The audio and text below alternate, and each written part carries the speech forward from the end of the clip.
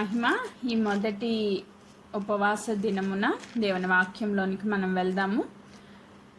మొన్నటి దినాన్ని మేము ప్రార్థన చేస్తురాగా, దేవుని చిత్తాన్ని గురించి ప్రార్థన చేస్తురాగా దేవుడు కొన్ని మాటలను బయలుపరిచారు.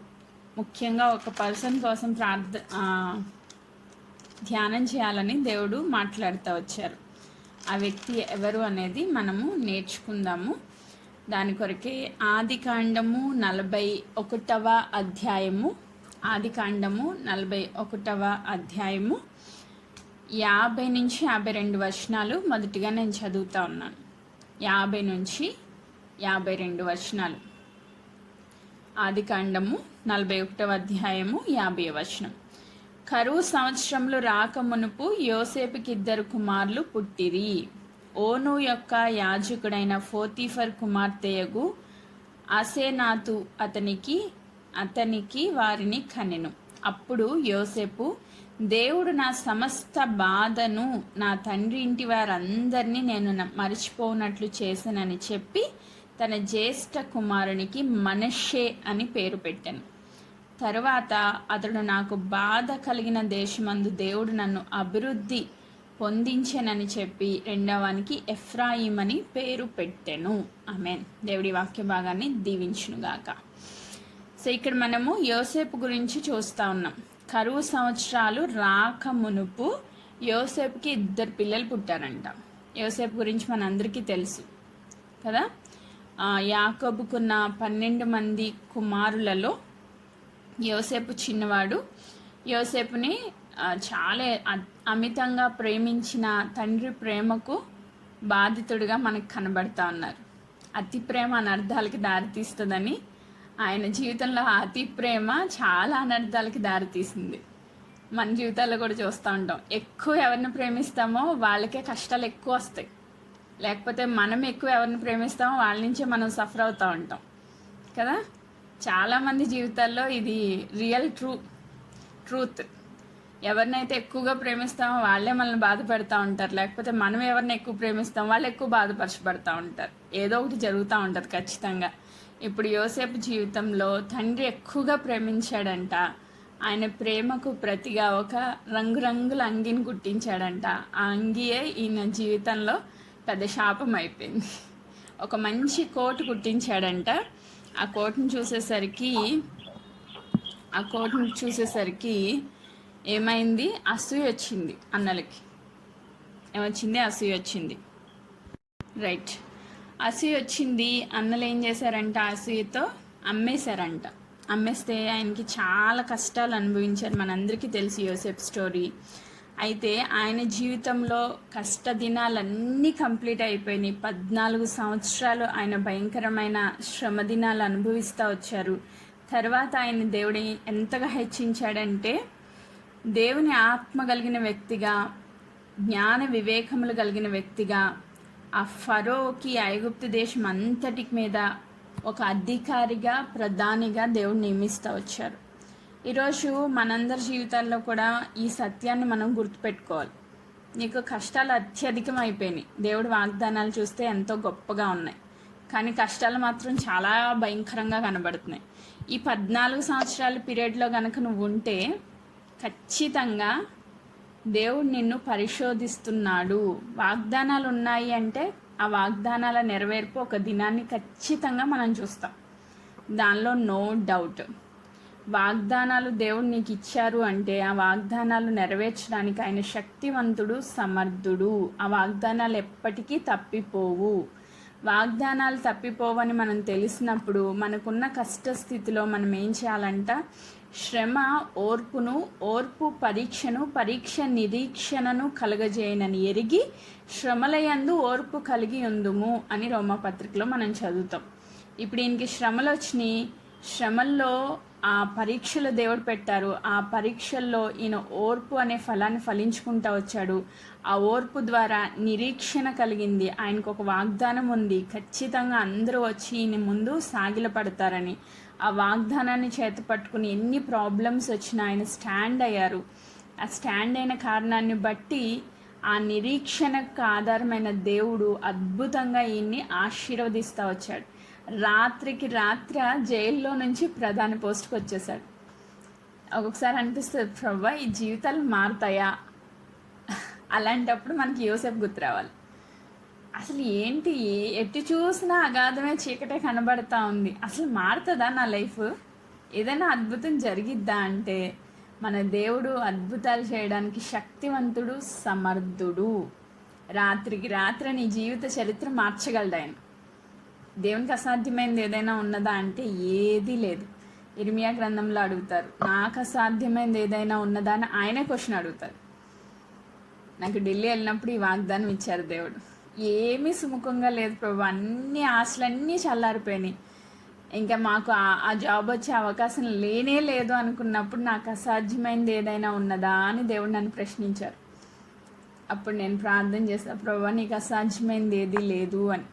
ఇప్పుడు మన జీవితాల్లో ఏదైనా అసాధ్యంగా కనబడుతున్నా సరే మళ్ళా దేవుడు అదే క్వశ్చన్ ఇర్మియా గ్రంథం నుంచి, నేను సర్వ శరీరులకు దేవుడినై ఉన్నాను, నాకు అసాధ్యమైనది ఏదైనా ఉన్నదా?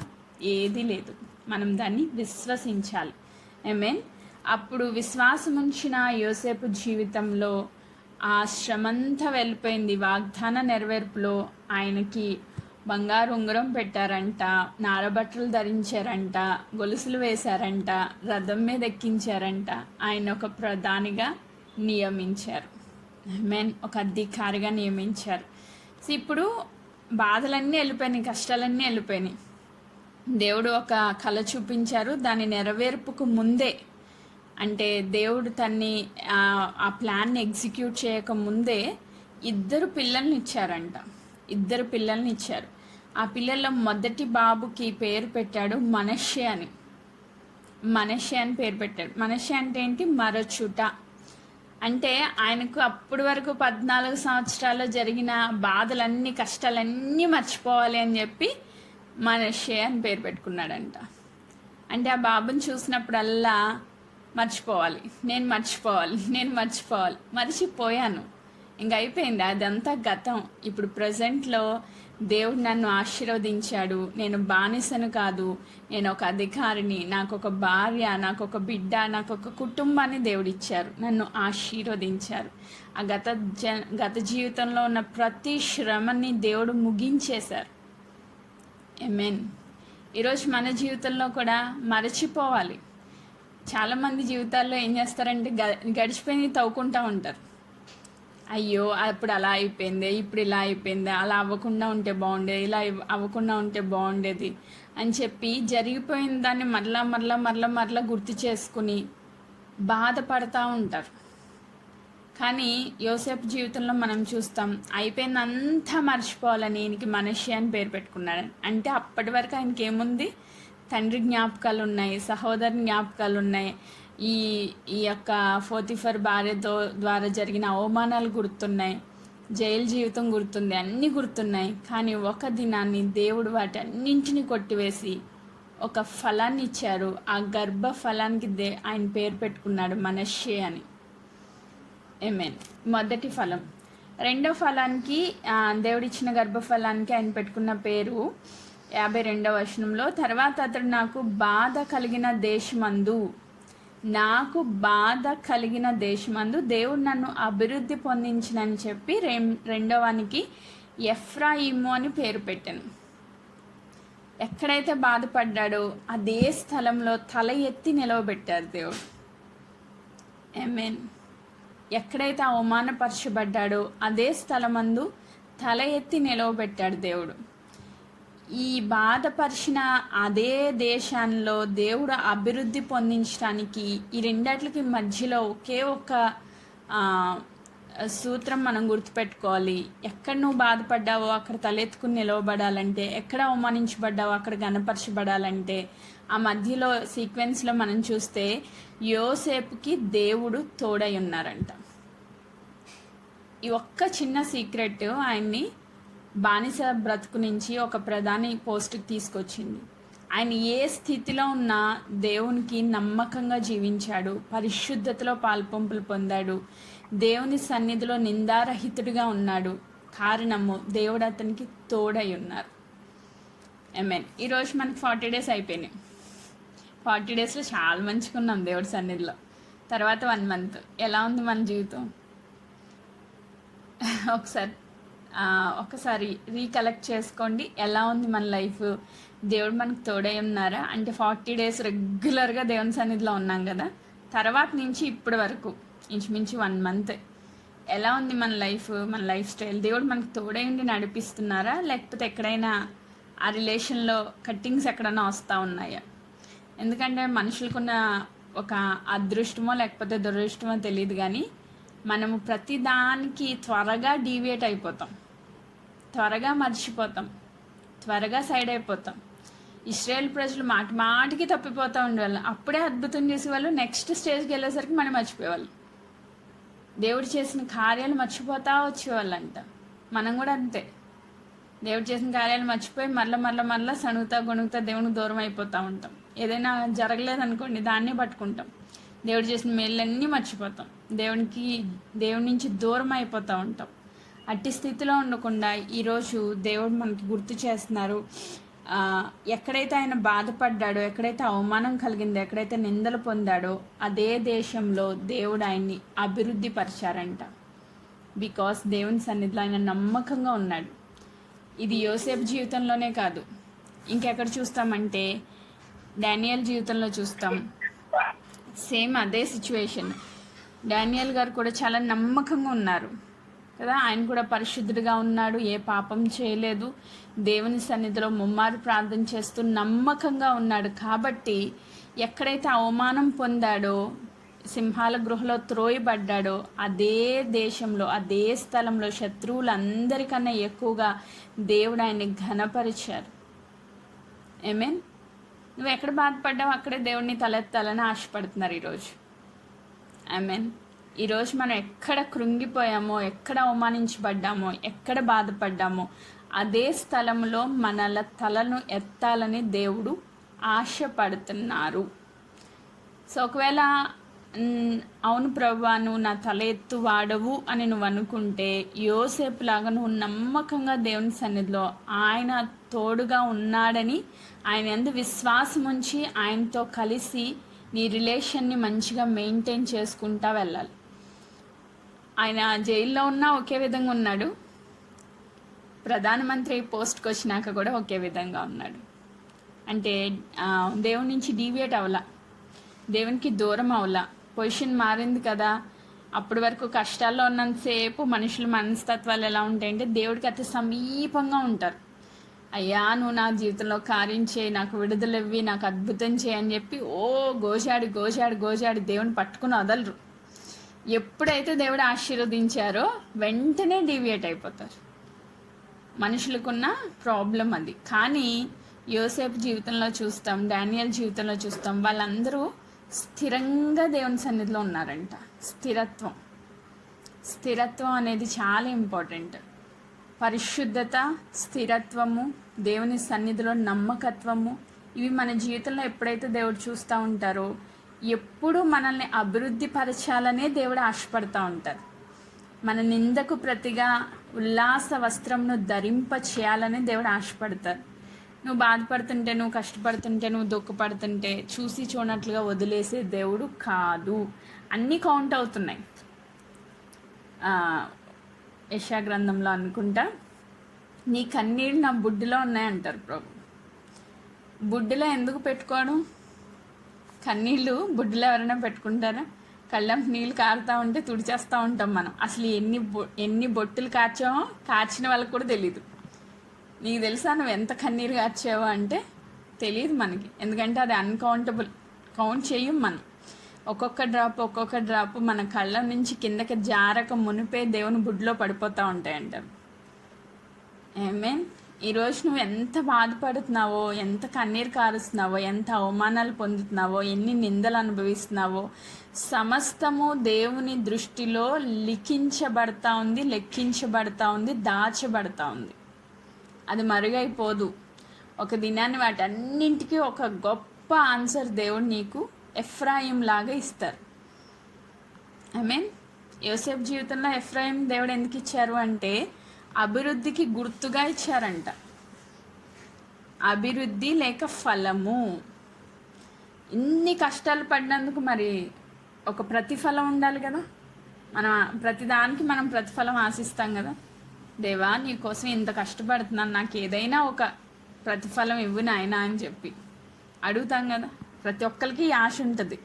ఆశ లేకుండా ఉన్నవాడు నాకు తెలిసి ఎవ్వరూ ఉండరు దేవుడి సన్నిధిలో, నాతో సహా. దేవా మీరు మమ్మల్ని ఆశీర్వదించండి, అభివృద్ధి పొందించండి, ఎక్కడ తలదించుకున్నా తల ఎత్తండి అని ప్రార్థన చేయకుండా ఎవ్వరూ ఉండం. మనం చేసే ప్రతి ప్రార్థన, మనం కార్చే ప్రతి కన్నీటికి ఒక దినాన్ని దేవుడు ఖచ్చితంగా ఫలం ఇస్తారు. ఆ ఫలమే ఎఫ్రాయిం. ఆమేన్. మన బాధలన్నీ మర్చిపోవడానికి మనశ్శల్ని ఇస్తారు. మన కష్టాలన్నింటినీ కంప్లీట్గా తుడిచివేసి అభివృద్ధిని పొందించడానికి లేకపోతే ఘనపరచడానికి ఎఫ్రాయింని ఇస్తారు. ఈ ఇద్దరిని చూసుకునేసరికి యోసేపు జీవితంలో పట్టరానంత సంతోషం వచ్చిందంట. ఎందుకంటే 14 సంవత్సరాల ఒంటరి జీవితం అయింది. చెప్పుకోవడానికి ఒక్కళ్ళు కూడా లేరు, నా అనేవాళ్ళు ఒక్కళ్ళు కూడా లేరు. 14 సంవత్సరాలు ఒంటరిగానే ఉన్నాడు. ఆయనకి దేవుడు తప్ప ఎవ్వరూ తోడలేరు ఈ లోకంలో. ఒక మనిషి కూడా నావాడు అని చెప్పుకోవడానికి ఎవ్వరు లేరు. దేవుడే స్నేహితుడిగా, దేవుడే తండ్రిగా, దేవుడే తల్లిగా భావించి ఈ 14 సంవత్సరాలు దేవుడిని తోడుగా పెట్టుకుని బ్రతికేశాడు ఆయన. ఆ దినాల్లో దేవుడు ఆయన్ని అభివృద్ధి పరచడానికి భార్యనిచ్చారు, 2 బిడ్డలనిచ్చారు, ఒక సంపూర్ణ కుటుంబంగా కట్టారు. ఆమేన్. ఈరోజు మన జీవితంలో చేయలేదా దేవుడు ఇలాంటి కార్యాలు? ఖచ్చితంగా చేశారు. ఒంటరిగా ఉన్న నిన్ను నన్ను దేవుడు పిలుచుకుని ఆయన రక్షణ ఇవ్వడమే కాకుండా మనల్ని అభివృద్ధి పొందించడానికి భర్తలనిచ్చారు, బిడ్డలనిచ్చారు, కుటుంబాన్ని ఇచ్చారు. అన్నింటికన్నా ముఖ్యంగా పరిశుద్ధాత్మనిచ్చారు, మనకి ఎల్లప్పుడూ తోడుగా ఉండి మనల్ని గైడ్ చేయడానికి. ఆమేన్. సో ఇలాంటి దేవుణ్ణి మనము ఎలా ఆరాధించాలి అంటే, యోసేపు ఎంత నమ్మకంగా దేవుని సన్నిధిలో జీవించాడో ఈ దినాన్ని మనం కూడా అంతే నమ్మకంగా దేవుణ్ణి ఆరాధించాలి. కొన్ని దినాలు మంచిగా నడుస్తున్నాం, ఇంకొన్ని దినాలు దేవుడి నుంచి డీవియేట్ అయిపోతున్నాం. ఎందుకంటే ఈ ఉపవాస ప్రార్థన లేకపోతే అంతే సంగతులు. ఈ ఉపవాస ప్రార్థన లేకపోతే దేవుడిని పక్కన పెట్టాడు, మన పనులు మనవే. కాబట్టే దేవుడు మనకి ప్రతి నెల ఈ ఫాస్టింగ్ ప్రేయర్స్ పెట్టారు. ఆమేన్. Praise God. మామూలు ప్రేయర్లకి రాకపోయినా ఫాస్టింగ్ ప్రేయర్స్ ఎప్పుడండి అని అడుగుతున్నారు నన్ను. సో దాన్ని బట్టి కూడా నేను దేవుని స్తుతిస్తూ ఉన్నాను. అయితే ఈరోజు దేవుడు మనకి ఇచ్చిన వాక్య భాగంలో ఎఫ్రాయిం అంటే అభివృద్ధి లేక ఫలము. మనం చూసాం అభివృద్ధి లేక ఫలం. ఈ ఎఫ్రాయింని దేవుడు ఎంత ఆశీర్వదించారు అంటే, ఇదే ఆదికాండము 48వ అధ్యాయానికి వచ్చేసరికి మనకి స్టోరీ అంతా తెలుసు ఆల్రెడీ. యాకోబుని ఐగుప్తుని పిలిచారు. అక్కడ అన్నలు వాళ్ళతో సమాధానపడి ఇవన్నీ మనకు తెలుసు. అయితే తండ్రి అయిన యాకోబు తను అవసాన కాలమందు అంటే చనిపోయే ముందు కాయలా పడి ఉన్నాడని తెలిసినప్పుడు యోసేపు తన 2 పిల్లల్ని తీసుకొని యాకోబు దగ్గరికి వస్తారు. ఈ 48వ అధ్యాయంలో జరిగే విషయాలు నేను చెప్తున్నాను. వచ్చినప్పుడు యాకోబు తన బిడ్డలిద్దరిని ఆశీర్వదిస్తాడు. ఇక్కడ ఒక మాట చెప్పాలి. యాకోబు చిన్నవాడు కదా, ఏసావు పెద్దవాడు. ఇస్సాకుకి 2 పిల్లలు. 2 పిల్లల్లో ఏసావు పెద్దవాడు, యాకోబు చిన్నవాడు. అయితే ఇస్సాకు పిల్లలు లేరు అని చెప్పి ప్రార్థన చేసినప్పుడు ఇస్సాకు భార్య గర్భవతి అయింది. అయితే 2 పిల్లలు ఉన్నారు గర్భంలో. వాళ్ళిద్దరు కొట్టుకుంటా ఉన్నారంట. గర్భంలో నుంచే మన వాళ్ళకి ఫైట్ స్టార్ట్ అయిపోయింది. మన పిల్లలు పుట్టాక కొట్టుకుంటున్నారు, వాళ్ళు పుట్టక ముందే కొట్టుకున్నారంట. వీళ్ళిద్దరూ బాగా గొడవ చేసుకుంటున్నారు లోపల. వీడికి చాలా భయం వేస్తూ ఉంది, రిబ్కాకి చాలా భయం వేస్తూ ఉంది ఏం జరుగుతుందో అని. ప్రార్థన చేసిందంటే వెళ్ళి అప్పుడు దేవుడు చెప్పారు, పెద్దవాడు చిన్నవాడికి దాసుడు అవుతాడు అని చెప్పాడు. చిన్నవాడు అభివృద్ధి పొందుతాడు అంటే గర్భంలో ఉన్నప్పుడే దేవుడు డిసైడ్ చేసేసారు. ఆమేన్. గర్భంలో ఉన్నప్పుడే దేవుడు డిసైడ్ చేసేసారు. ఆయన డెసిషన్స్ ప్రకారంగానే వీళ్ళ జీవితాలు అలా నడుస్తూ వచ్చినాయి. ఇప్పుడు నిన్ను నన్ను ఎక్కడ ఏర్పాటు చేసుకున్నారంట? తల్లి గర్భంలో రూపొందించబడక మునుపే దేవుడు నిన్ను నన్ను క్రీస్తులో ఏర్పరచుకొనెను. సో ఈరోజు మనం ఇలా ఉండాలి అని దేవుడు గర్భంలో పడక మునిపే ఏర్పాటు చేసుకున్నారు. ఈరోజు మనం ఏదో గొప్ప పనులు చేసామని కాదు, మంచి పనులు చేసామని కాదు, దేవుడికి నమ్మకస్తులం అని కాదు, గర్భంలో పడక మునిపే దేవుడు ఏర్పాటు చేసుకున్నారు. ఐ మీన్ నెక్స్ట్ అంటే చిన్నవాడిని ఏర్పాటు చేసుకున్నారు. 2 పిల్లలు ఉన్నారు, కానీ దేవుడు చిన్నవాడిని ఏర్పాటు చేసుకున్నారు. మీ కుటుంబంలో చాలామంది పిల్లలు ఉండొచ్చు, కానీ నిన్నే ఎందుకు దేవుడు ఎన్నుకున్నారు? అక్కడ మనకు అసలు రీజనే కనబడదు. యాకోబుని ఎన్నుకోవడంలో ఒక్క రీజన్ మనం ఏమైనా పట్టుకోగలుగుతామా?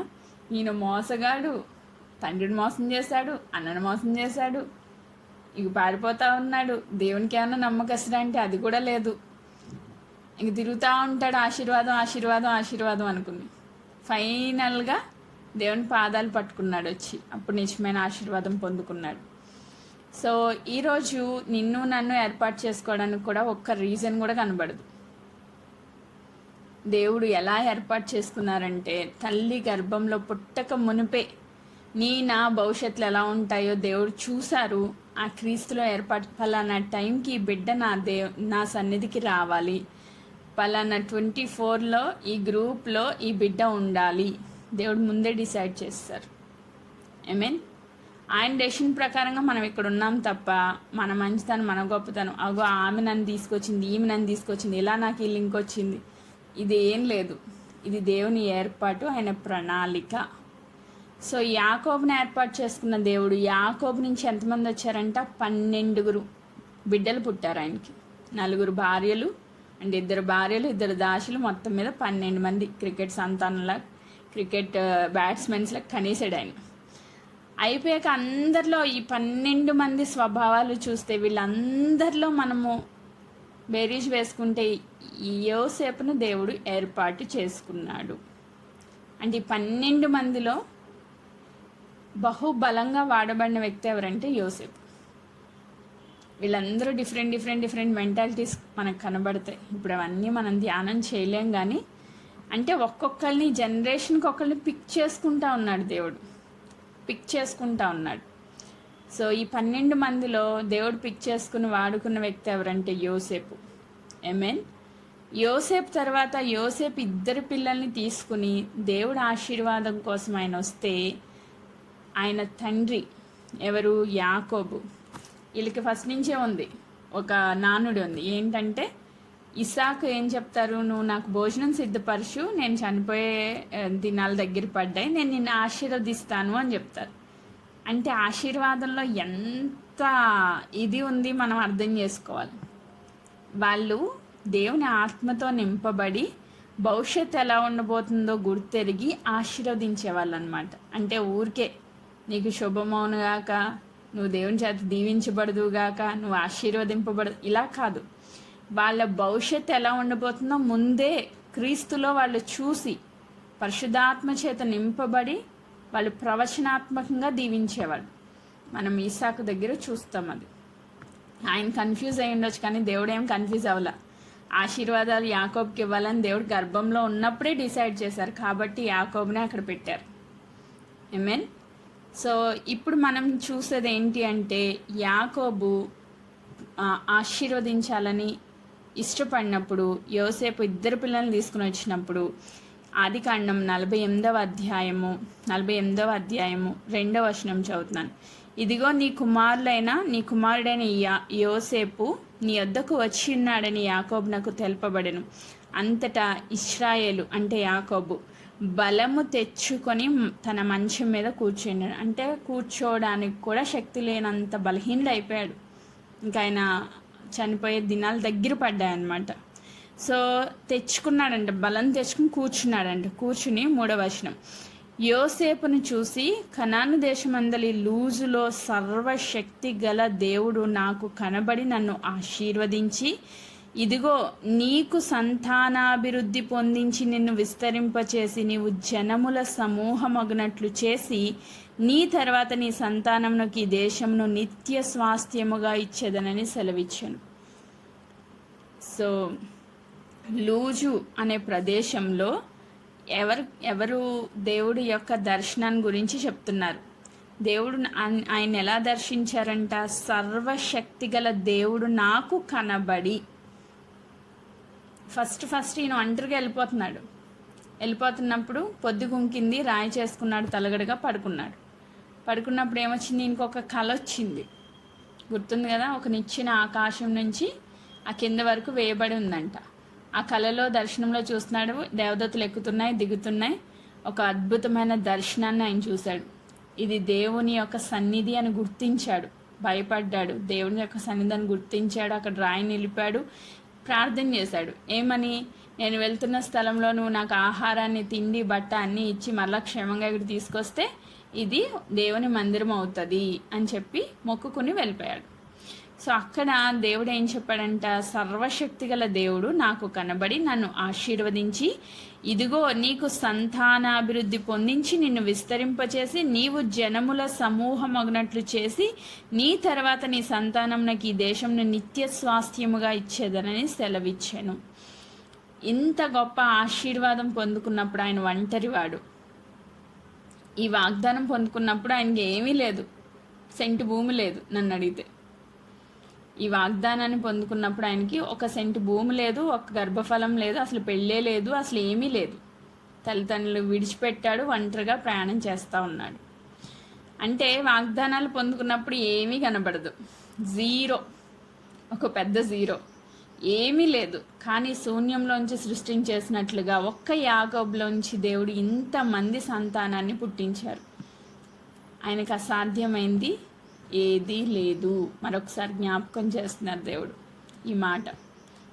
శూన్యంలో సృష్టించేసినట్లుగా శూన్యం లాంటి యాకోబు జీవితంలో ఒక నూతన సృష్టిగా 12 మంది సంతానాన్ని ఇవ్వడమే కాదు, ఆ సంతానాన్ని అభివృద్ధి పొందించి కనాను దేశాన్ని ఆ సంతానానికి స్వాస్థ్యంగా ఇచ్చేశారంట, నిత్య స్వాస్థ్యంగా ఇచ్చేశారంట. ఆమేన్. సో ఆ వాగ్దాన నెరవేర్పు కొరకు వీళ్ళందరినీ ఐగుప్తు తీసుకెళ్లారు, ఐగుప్తు నుంచి మరలా కనానికి నడిపించారు. ఇదంతా దేవుడిచ్చిన వాగ్దాన నెరవేర్పు. మన జీవితంలో కూడా వాగ్దాన నెరవేర్పు పొందుకోవాలని ఆశపడతాం, కానీ అది వెంటనే చూడలేం. దేవుడు ఎప్పుడు వాగ్దానం ఇచ్చారు, యాకోబుకి బేతేల్లో వాగ్దానం ఇచ్చారు. అది ఎప్పుడు నెరవేర్పు చూస్తాం, యెహోషువ గ్రంథంలో చూస్తాం. వీళ్ళందరినీ తీసుకెళ్ళి అక్కడ స్వాస్థ్యాలు పంచిపెట్టినప్పుడు. ఈ మధ్యలో ఎన్ని సంవత్సరాలైనాయి, 400 పైనే సంవత్సరాలు. ఎప్పుడు 400 ఏంటి, ఇంకా యాకోబు కూడా యాకోబుకి పెళ్ళి అవ్వకముందు ఇచ్చారు దేవుడు ఆ వాగ్దానం. అబ్రహాం నుంచి స్టార్ట్ అయింది వాగ్దానం, నిబంధన.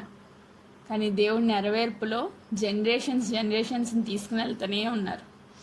ఈరోజు మనం అనుకుంటాం దేవుడు వాగ్దానం ఇచ్చారు కానీ ఏమీ నెరవేర్చబడట్లేదు. అందరికీ పెద్ద డౌట్, నాకు కూడా వస్తూ ఉంటుంది అప్పుడప్పుడు. దేవా నీ వాగ్దానాలు చూస్తే అద్భుతంగా ఉన్నాయి కానీ వాటి నెరవేర్పు కనబడట్లేదు అని. వెంటనే రాదండి వాగ్దానాల నెరవేర్పు, వెంటనే రావు. కొన్ని వాగ్దానాలు నెరవేరాలంటే కొన్ని 100 సంవత్సరాలు పట్టొచ్చు నీ జీవితంలో. కానీ అంటే అంతవరకు మనం బ్రతుకున్నాం కదండి అంటే, నువ్వు బ్రతుకున్నా లేకపోయినా వాగ్దానం మాత్రం బ్రతికే ఉంటుంది. వాగ్దానం అంటే ఏంటి, దేవుని వాక్కు. అంతా అంతరించిపోవచ్చు కానీ దేవుని వాక్యం మాత్రం అంతరించిపోదు. ఆమేన్. నువ్వు చూడకపోయినా నీ బిడ్డల జీవితాల్లో వాగ్దాన నెరవేర్పులు ఖచ్చితంగా జరుగుతాయి. కాబట్టి నువ్వు దాని మీద డౌట్ పెట్టుకోవద్దు, అనుమానంతో వాగ్దానాల్లోంచి రాలిపోవద్దు. ఆమేన్. సంపూర్ణ విశ్వాసం వాగ్దానం పైన పెట్టుకోవాలి.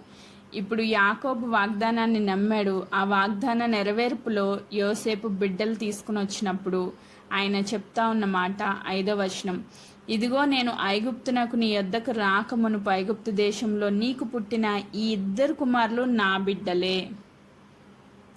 ఎవరు, యోసేపుకు పుట్టిన 2 పిల్లలు నా బిడ్డలే. అంటే నేను దత్తత తీసుకుంటున్నాను అని అర్థం. ఈ 12 మందిలో వీళ్ళిద్దరు కూడా కౌంట్ చేయబడ్డారు. ఎలా అన్నది నేను చెప్తాను. రూబేను షిమ్యోన్ వలె ఎఫ్రాయిము మనష్షే నా బిడ్డలై ఉందురు. వారి తర్వాత నీవు కనిన సంతానం నీదే.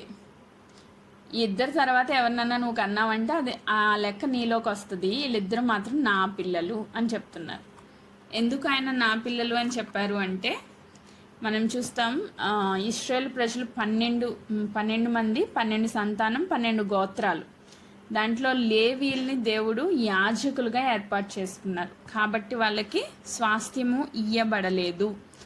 ఆ లేవీ సంతానము అంటే లేవీలకి ఇవ్వాల్సిన స్వాస్థ్యాన్ని ఈ మనష్షే ఎఫ్రాయిములకి ఇవ్వడం జరిగింది. అందుకే ఎఫ్రాయిము మనష్య అర్ధగోత్రాలుగా లెక్కించబడ్డారు. వీళ్ళది హాఫ్ రెండు కలిపితే 1, ఆ 1 లేవి గోత్రం దగ్గర పెట్టారు కాబట్టి 12 ఫుల్ఫిల్ అయిపోయినాయి అన్నమాట. సో 12 వాళ్ళకి సంపూర్ణ సంఖ్య. ఖచ్చితంగా 12 మందికి స్వాస్థ్యం ఇవ్వాలి, లేవీలకి ఇవ్వడానికి వీలు లేదు, ఎందుకంటే దేవుడే వారికి స్వాస్థ్యము. కాబట్టి ఆ ప్లేస్లో మనష్షే ప్లస్ ఎఫ్రాయిము ఈక్వల్స్ టు లేవి గోత్రంకి సబ్స్టిట్యూట్గా పెట్టారనమాట. మీన్ సో ఇదంతా నేను ఎందుకు చెప్తున్నాను అంటే అసలు మేజర్ టాపిక్ వచ్చి ఇప్పుడు వస్తున్నాం. 18వ వచనం, అదే 48 ఆదికాండం 18వ వచనం 17 నుంచి చదువుదాం. యోసేపు ఎఫ్రాయిము తల మీద తన తండ్రి కుడి చేయి పెట్టుట చూచినప్పుడు అది అతనికి ఇష్టం కాకపోయాను గనుక అతడు మోషే తల మీద పెట్టించవలనని తన తండ్రి చేయి ఎఫ్రాయిం తల మీద నుంచి ఎత్తి, నా తండ్రి అట్లు కాదు, ఇతడే పెద్దవాడు, నీ కుడి చేయి అతని తల మీద పెట్టుమని చెప్పాను. అయినను అతని తండ్రి ఒప్పక, అది నాకు తెలియను నా కుమారుడా, అది నాకు తెలియను. ఇక్కడ ఏం జరుగుతుందంటే ఆశీర్వదించమని బిడ్డలిద్దరిని తీసుకుని యోసేపు గారు వచ్చారు. వచ్చినప్పుడు యోసేపు ఎలా తీసుకొచ్చాడంటే ఇప్పుడు లేచి ఇలా కూర్చున్నాడు. ఆయన ఈ కుడి చేతి వెంపేమో మనష్షేని, ఎడమ చేతి వెంపేమో ఎఫ్రాయింని పెట్టి ఆయన ఆశీర్వదించమని అడిగారంట. మన యాకోబు గారికి దైవ జ్ఞానంతో నింపబడి పరిశుద్ధ ఆత్మశక్తితో నింపబడి ఈయన ఏం చేశారు, ఇలా ఆశీర్వదించడం మానేసి రివర్స్ చేశారంట చేతులు. అంటే మనష్షే మీదకేమో ఎడమ చేయొచ్చింది, ఎఫ్రాయిం మీదకేమో కుడి చేయొచ్చింది. వెంటనే యోసేపు గారికి నచ్చలేదంట. ఎందుకు, మనష్షే పెద్దవాడు, జ్యేష్ఠత్వపు హక్కు అని ఒకటి చూస్తాం కదా మనం, అంటే మొట్టమొదటి పుట్టిన వాళ్ళకి ఎక్కువ బ్లెస్సింగ్స్ ఉంటాయన్నమాట.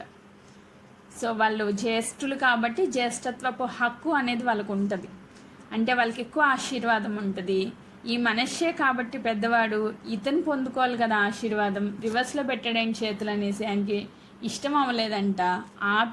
ఆపి చెప్తున్నాడు, నా తండ్రి అట్లు కాదు, మనష్షేనే పెద్దవాడు కాబట్టి నీ కుడి చేయి మనష్షే మీద పెట్టు అని చెప్తున్నాడు. చెప్తుంటే యాకోబుకి తెలీదా అంటే అప్పటికి చాలా వృద్ధుడైపోయాడు, చనిపోవడానికి సిద్ధంగా ఉన్నాడు, ఆయన లేవలేని పరిస్థితిలో ఉన్నాడు, కళ్ళు కూడా మందగించి ఉండొచ్చు. ఒకవేళ కనిపించక అట్లా పెట్టాడేమో అని యోసేపు అనుకున్నాడు. కానీ ఈ యాకోబు చెప్తున్నాడు, నాకు తెలియను, నో, ఎవరిని ఎలా ఆశీర్వదించాలో దేవుడికి తెలుసు.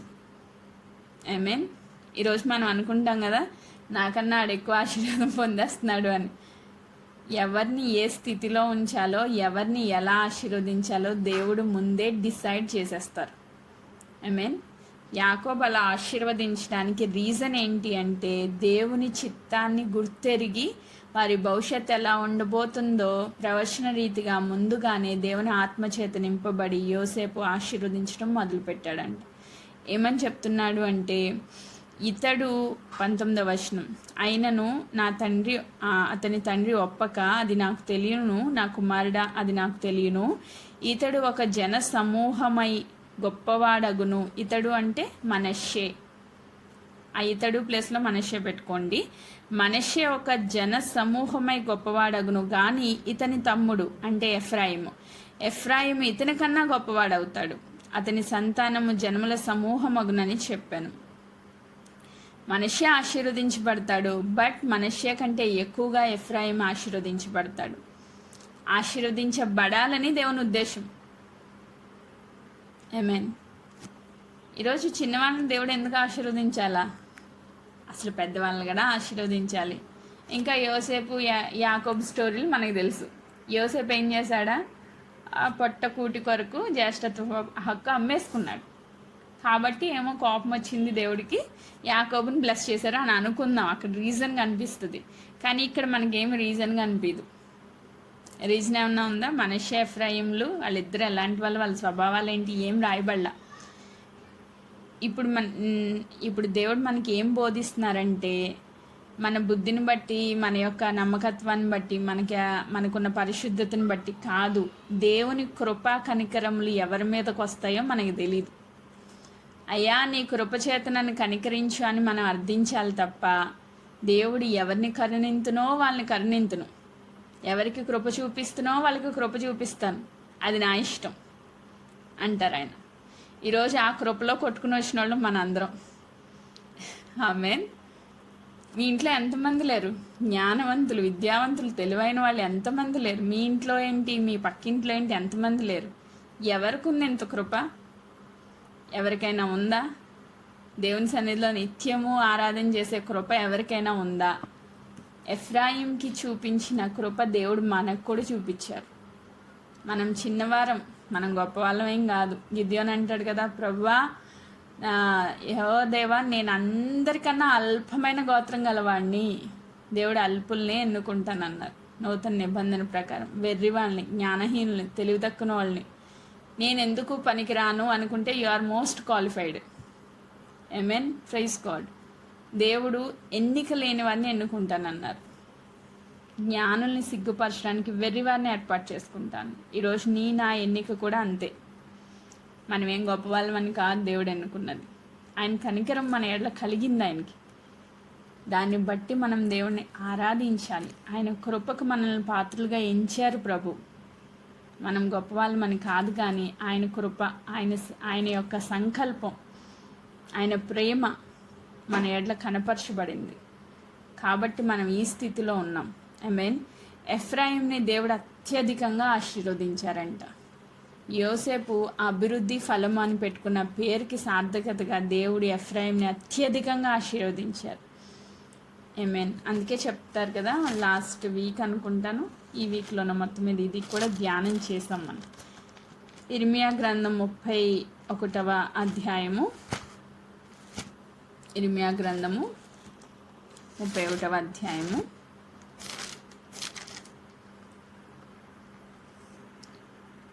9వ వచనం లాస్ట్లో. ఇశ్రాయేలీనకు నేను తండ్రిని కానా, ఎఫ్రాయిము నా జ్యేష్ఠ కుమారుడు కాడా. యాక్చువల్లీ ఎఫ్రాయిం ఎవరు? కనిష్ఠుడు, రెండోవాడు, చిన్నవాడు. దేవునికి జ్యేష్ఠ కుమారుడు కాదు. రూల్ ప్రకారం చూస్తే ఆయన కనిష్ఠుడు. కానీ దేవుడు ఏమంటున్నారు? ఎఫ్రాయిము నా జ్యేష్ఠ కుమారుడు కాడా అంటే ఆయన ఎన్నికలో ఈయన జ్యేష్ఠుడు అనమాట. ఐ ఆయన కనిష్ఠుడిగా పుట్టినప్పటికీ దేవుని ఎన్నికలో ఈయన జ్యేష్ఠుడిగా లెక్కించబడ్డాడు. ఐ ఈరోజు మనం కూడా జ్యేష్ఠులమే, రాజులైన యాజక సమూహం మనం. సో దేవుడు నిన్ను నన్ను కూడా ఎన్నుకుని జ్యేష్ఠులుగా లెక్కించుకున్నారంట. ఆమేన్. Praise God. ఇంకా దేవుడు చెప్తారు 20వ వచనంలో, అదే 31 ఇర్మియా 20వ వచనం, ఎఫ్రాయిము నాకు ఇష్టమైన కుమారుడా, నాకు ముద్దు బిడ్డ. ఇట్లా మాటలు చదువుతుంటే గుండె అంతా కరిగిపోతూ ఉంది నాకైతే, ఎంత సంతోషంగానో. అసలు ఎవరైనా ముద్దు బిడ్డ అని పిలిస్తే, మన తల్లిదండ్రులు పిలుచుకుంటేనే ఎంత పొంగిపోతాం కదా. నా తండ్రికి నేను ఎంత ఇష్టమో, నా తల్లికి నేను ఎంత ఇష్టమో అనేసి పొంగిపోతాం. భర్త పొగిడితేనే ఇంక కింద పడిపోతాం. ఇంక అసలు మనం వాళ్ళ ప్రేమకే తట్టుకోలేము. కానీ దేవుడు అంటున్నారు, ఎఫ్రాయిము నాకు ఇష్టమైన కుమారుడా, నా ముద్దు బిడ్డ అంటున్నారు. ఈరోజు దేవుడు ఎంత ప్రేమ ఆ ఎఫ్రాయిం మీద పెట్టుకున్నారంటే, అసలు చాలా ప్రేమించారు ఎఫ్రాయింని. దేవుడు చాలా ప్రేమించారు. ఆయన ప్రేమకి ప్రతిగా ఆయన మాటలు మనం చదువుతూ ఉన్నప్పుడు మన హృదయం ఉప్పొంగాలి. దేవుడు నిన్ను నన్ను ఎంత ప్రేమించారు. కనిష్ఠులం మనం, అసలు ఏ జ్ఞానం లేని వాళ్ళం, ఎన్నిక లేని వాళ్ళం. జ్యేష్ఠులుగా, దేవుని బిడ్డలుగా, ఆయన సొత్తైన ప్రజలుగా చేయబడడానికి ఏ యోగ్యత, అర్హత మనకైతే లేదు. కానీ దేవుడు చెప్తున్నారు, నువ్వు నా ముద్దు బిడ్డవి. నేను అతనికి విరోధంగా మాట్లాడినప్పుడల్లా అతని జ్ఞాపకం నన్ను విడవకున్నది. మరి మన బిడ్డలు తప్పు చేస్తే మనం వాళ్ళకి విరోధంగా ఒక దెబ్బ వేసామనుకోండి, దెబ్బ వేసిన దానికన్నా ఎక్కువగా మనమే బాధపడతాం. వాడికి నొప్పి ఎంత తగిలిందో మనకు తెలియదు, కానీ వాడికి నొప్పి తగిలిన దానికన్నా డబుల్ నొప్పి మనకే వచ్చేస్తూ ఉంటుంది. అయ్యయ్యో నా బిడ్డని నేనే కొట్టేసుకున్నానే అని చెప్పి ఏడుస్తా కూర్చుంటాం. వాళ్ళు ఎంత బాధపడతారో, వాళ్ళు ఎంత ఫీల్ అవుతారో పక్కన పెడితే, తల్లిగా తండ్రిగా మన బాధ వర్ణనాతీతంగా ఉంటుంది. వాడు ఏమన్నా పాడైపోతున్నాడని తెలిస్తే ఇంక ఈ తల్లి ఏడుపు మామూలు ఏడుపు కాదు. ఇంక కూర్చుని ఏడుస్తా, ప్రార్థన చేస్తా, వాడు బాగుపడేంత వరకు, వాడు ఒక మంచి లెవెల్లో సెటిల్ అయ్యేంత వరకు తల్లి యొక్క వేదన మనందరికీ తెలిసిందే. ఆమేన్. దేవుడు చెప్తున్నారు అతనికి విరోధముగా, అంటే వాడు ఏం చేస్తున్నాడో దానికి నేను ఫైట్ ఆపోజిట్గా ఆలోచించినప్పుడల్లా ఆ బిడ్డ మీద ఉన్న ప్రేమ నా కడుపులో వేదనగా మారుతూ ఉంది అని చెప్తా ఉన్నారు దేవుడు. నేను అతనికి విరోధంగా మాట్లాడినప్పుడల్లా అతని జ్ఞాపకం నన్ను విడవకున్నది. అతని గురించి నా కడుపులో చాలా వేదన, చాలా వేదన. మనకి వ్యతిరేకంగా ఉన్న వాళ్ళు, మనల్ని ప్రేమించే వాళ్ళు ఎవరైనా ఉంటే మనకు తెలుస్తుంది. మనం బాగా ప్రేమిస్తున్నాం, వాళ్ళు విరోధంగా మార్చబడ్డారనుకోండి, ఆ వేదన ఎలా ఉంటుంది? తట్టుకోలేము అసలు. నేను ఇంత ప్రేమిస్తున్నా, బిడ్డ ఎందుకు విరోధంగా మాట్లాడుతున్నాడు, ఎందుకు విరోధంగా ఆలోచిస్తున్నాడు, నేను ప్రేమనే కదా చూపిస్తున్నాను, అయినా ఎందుకు అర్థం చేసుకోవట్లేదని చెప్పి నిద్రలేని రాత్రులు గడుపుతూ ఉంటాం, నిజంగా ప్రేమించినోడు అర్థం చేసుకోకపోతే. ఇప్పుడు దేవుని బాధ కూడా అలానే ఉందంట. నేను ఇంత ప్రేమించినా కూడా నాకు విరోధంగా తను చేస్తున్న పనులకు, ఒకవేళ నేను వాడిని నాశనం చేయాలని ఆలోచన చేసినా కూడా నా కడుపులో చాలా బాధ వచ్చేస్తుంది. ఒక ఆలోచనే చాలా బాధ కలిగిస్తుందంట దేవుడికి. ఆమేన్. ఇప్పుడు చెప్తున్నారు చాలా వేదనగా ఉంది, నేను తప్పక అతన్ని కరుణింతును, ఇదే యెహోవా వాక్కు. వాళ్ళు చేసే తప్పులు చూసేసరికి దేవుడికి చాలా ఒళ్ళు మండిపోతూ ఉంది, కోపం వచ్చేస్తూ ఉంది, నాశనం చేయాలని ఉంది. కానీ ఆయనకున్న ప్రేమ వాళ్ళ మీద కనికరాన్ని చూపించడానికి ఇష్టపడుతుంది, కానీ నాశనం చేయడానికి ఇష్టపడట్లేదు. కొడతాను, శిక్షిస్తాను, రైట్ వేలో పెడతాను, కానీ నాశనం చేయను అంటారు ప్రభు. ఈరోజు మనం కూడా ఆకరూపులో కొట్టుకుని వచ్చేస్తున్నాం. ఎంతమంది కరెక్ట్గా 40 days అయిన తర్వాత దేవుడి నుంచి డీవియేట్ అయ్యారా? ఒకసారి ఆలోచన చేయండి. సరైన ప్రార్థనా జీవితం ఉందా? వాక్య ధ్యానం ఉందా? దేవునితో అంటుకట్టబడే ఉన్నామా? పరిశుద్ధాత్మ గురించి ఎంతమంది ఈ రోజుకి స్టిల్ అప్పుడు చేసినంత ప్రార్థన చేస్తున్నారు? చాలామంది చల్లారిపోయి ఉంటారు నాకు తెలిసి. హృదయమే చెయ్యేసుకుని చెప్తే నిజంగా ఎవరికి వాళ్ళు ఆలోచన చేసుకుంటే ఎంత దిగజారిపోయామో మనకే అర్థమైంది. ఆమేన్. ఎంత మనం దేవుడి నుంచి డీవియేట్ అయిపోదాం అనుకున్నా దేవుడు మరల వచ్చి పట్టుకుంటూనే ఉంటాడు మనల్ని. ఆయన ప్రేమ అలాంటిది. ఈరోజు ఎఫ్రాయింని ప్రేమించినట్లుగా దేవుడు నిన్ను నన్ను ఎంతగానో ప్రేమిస్తున్నారు. ఆయన ప్రేమను ఒకసారి మనం అర్థం చేసుకుంటే ఆయన నుంచి దూరం వెళ్ళడానికి కాదు, ఇంకా ఆయన హత్తుకోవడానికి మనం ఇష్టపడతాం. ఇంతగా ప్రేమించిన ఎఫ్రాయిము చాలా దేవుని దుఃఖపరిచాడంట. అదేంటన్నది రేపటి దినాన్ని చూద్దాం, ఈరోజు అవ్వదు. కాబట్టి ఇక్కడితో బ్రేక్ చేస్తున్నాను నేను ఈ వాక్యము. సో ఆయన ఎంత నమ్మకంగా యోసేపు దగ్గర నుంచి, యాకోబు దగ్గర నుంచి, ఎఫ్రాయిం దగ్గర నుంచి ఆయన వాగ్దానాల నిబంధనలో ఆయన స్థిరపరచాలని దేవుడు ప్రేమతోనే నడిపించుకుంటా వస్తున్నాడు. కానీ ఆ నిబంధనని త్రోసివేసి ఈయన ఎలా పాడైపోయాడు అన్నది రేపటి దినాన్ని మనం చూద్దాం. మనకి చాలా చాలా ముఖ్యమైన వాక్యం రేపటి దినాన్ని. ఈ ఎఫ్రాయిం ఎలా తప్పిపోయాడు, ఆయన తప్పిపోవడానికి రీజన్స్ ఏంటి అన్నది రేపటి దినాన్ని చూద్దాం. ఈరోజు దేవుని ప్రేమను మనం గుర్తెరుగుదాం.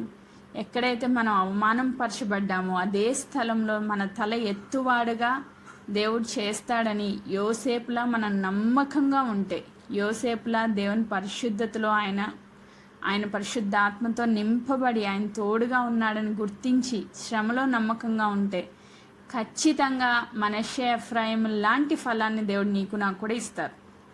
ఈరోజు అది మెసేజ్. మనిషి అంటే మర్చిపోవడం, అంటే నీ బాధలన్నింటినీ మర్చిపోయేటట్టు దేవుడు చేస్తారు, నేను అభివృద్ధి పొందిస్తారు. ఎఫ్రాయిం లాంటి ఫలాన్ని దేవుడు నీకు ఇస్తారు. ఖచ్చితంగా శత్రు దేశంలో నిన్ను ఒక అధికారిగా నిలవబెడతారు. ఆమేన్. శత్రువు ఎదుట తలెత్తుకునే వ్యక్తిగానే దేవుడు నిన్ను ఉంచుతారు తప్ప తలదించుకునే పొజిషన్ ఎప్పటికీ మనకి రాదు. అది విశ్వాసంతో అంగీకరించిన వారముగా ప్రార్థనలోకి వెళ్దాం. దేవుడి వాక్య భాగాన్ని దీవించునుగాక. ఆమేన్.